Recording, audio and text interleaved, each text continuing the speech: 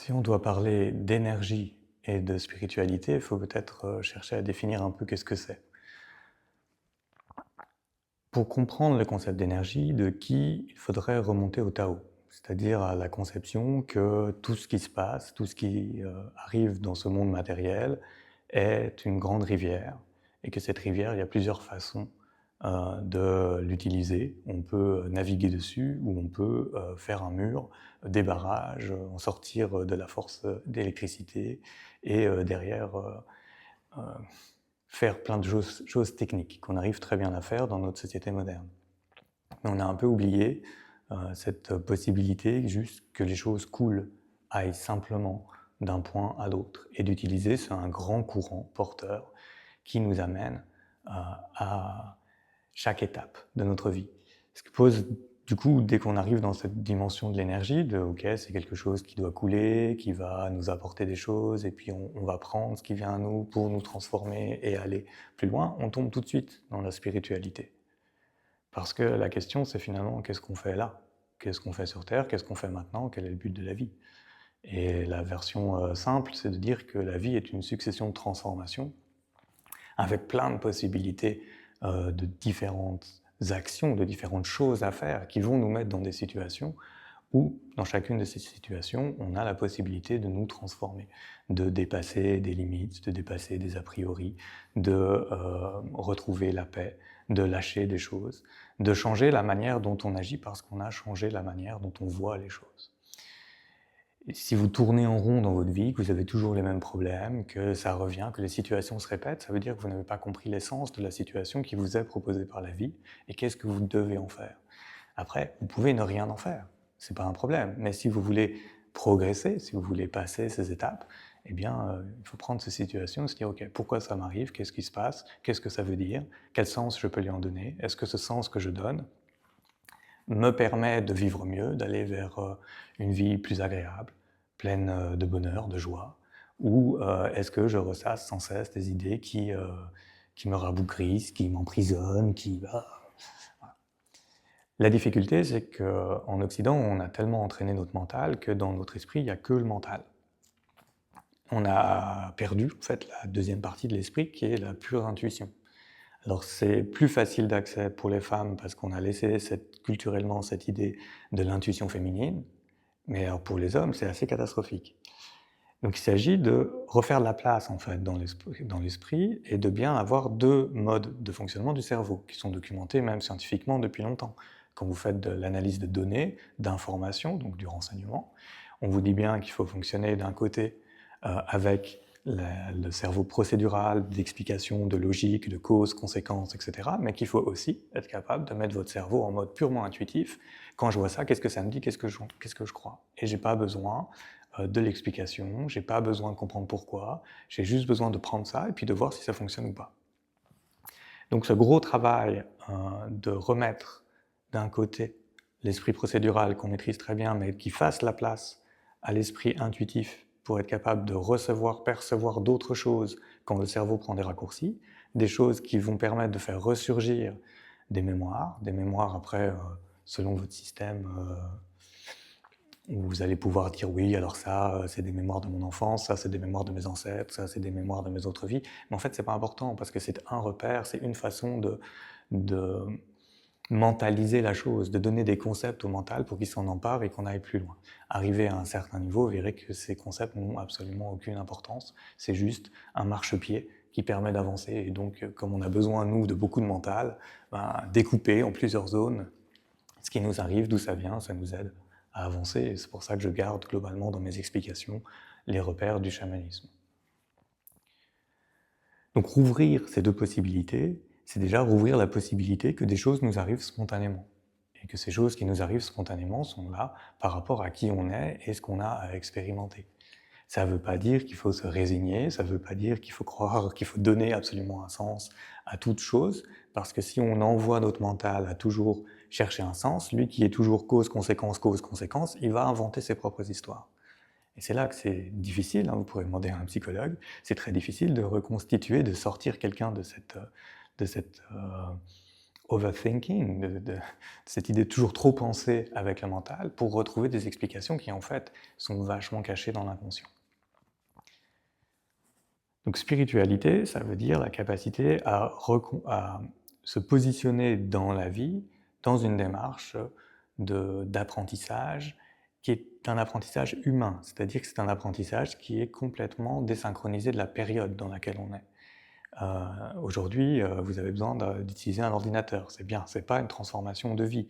La transformation de vie, c'est qu'est-ce que vous allez faire avec, en quoi est-ce que vous allez faire avec, ça va vous apporter quelque chose humainement, dans les qualités humaines, c'est-à-dire dans la capacité à se sentir bien, à être à sa place, à être avec les autres, à ne pas être énervé par tout ce que les autres font, et en même temps à ne pas énerver tous les autres parce que nous-mêmes on a beaucoup à déverser, à trouver de l'écoute, à exprimer de l'amour, et ça c'est un autre grand sujet, puisque dans Aikido il y a Ai quand même, sur lequel il faudra revenir et sur lequel on est complètement bloqué.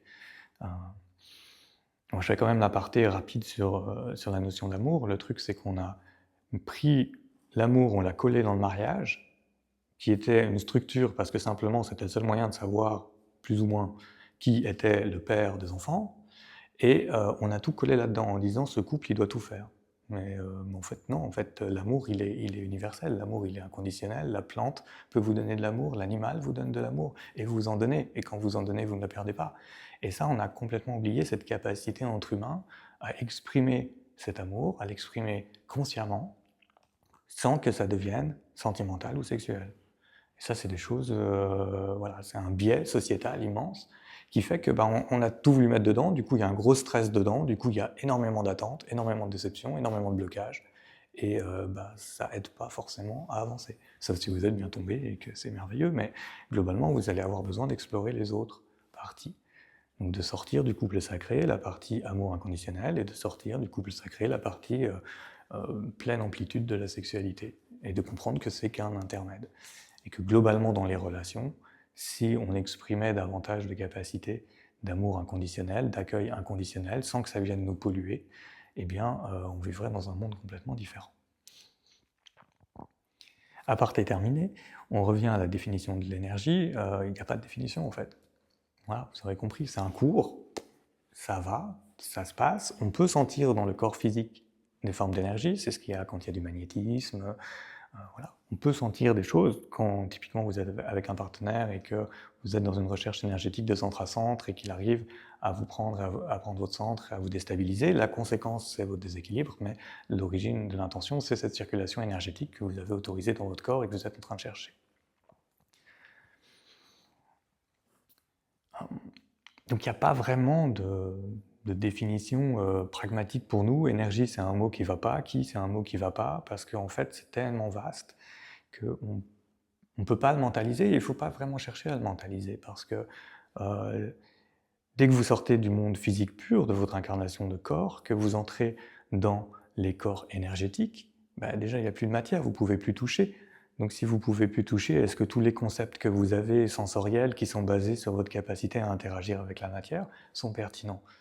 Est-ce qu'on vous a donné d'autres concepts qui sortent de cette interaction, d'autre chose que vos cinq sens, et de cette capacité à interagir avec? Vous allez construire votre propre référentiel. Et quand vous parlerez d'énergie, vous mettrez derrière ce que vous avez trouvé qui fait sens pour vous, et quelqu'un d'autre qui veut vous parler d'énergie va mettre son propre sens à lui, et vous ne vous comprendrez pas. Et c'est pas grave, en fait.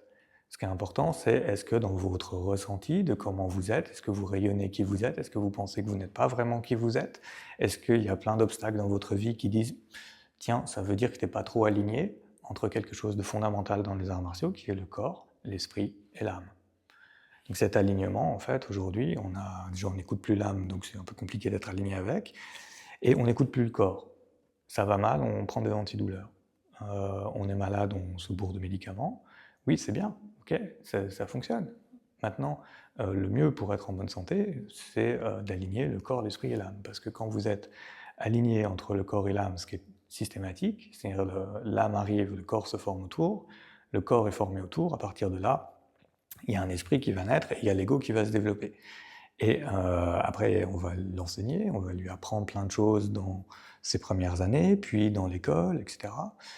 Et plus ça va aller, plus il va servir l'intérêt de la société, ce pourquoi on l'a formaté, et qu'il occupe une case bien utile, quoi.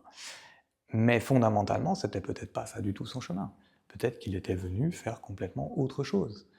Et donc, se rouvrir à cette capacité déjà de l'existence de l'âme, et puis de dire que le corps est symptomatique, donc c'est un miroir du désalignement avec ce que je suis vraiment venu faire dans cette incarnation, ça va vous permettre de voir différemment les choses qui vous arrivent et que vous percevez dans votre corps. Et pour ça, il n'y a pas besoin d'étudier l'énergie, il n'y a pas besoin... Voilà, vous faites une méditation, vous prenez l'état de votre corps, s'il est contracté, ce qui est le cas de quasiment tout le monde, vous pouvez chercher pourquoi il est contracté.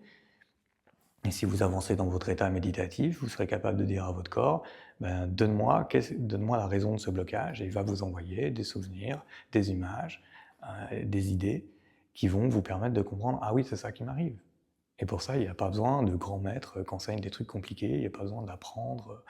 Par contre, la prérequis, c'est d'arriver en état de méditation. Plus vous avancez sur le chemin, plus vous découvrez ce que c'est en fait un corps relâché. Et un corps relâché, en fait, on ne sait pas ce que c'est.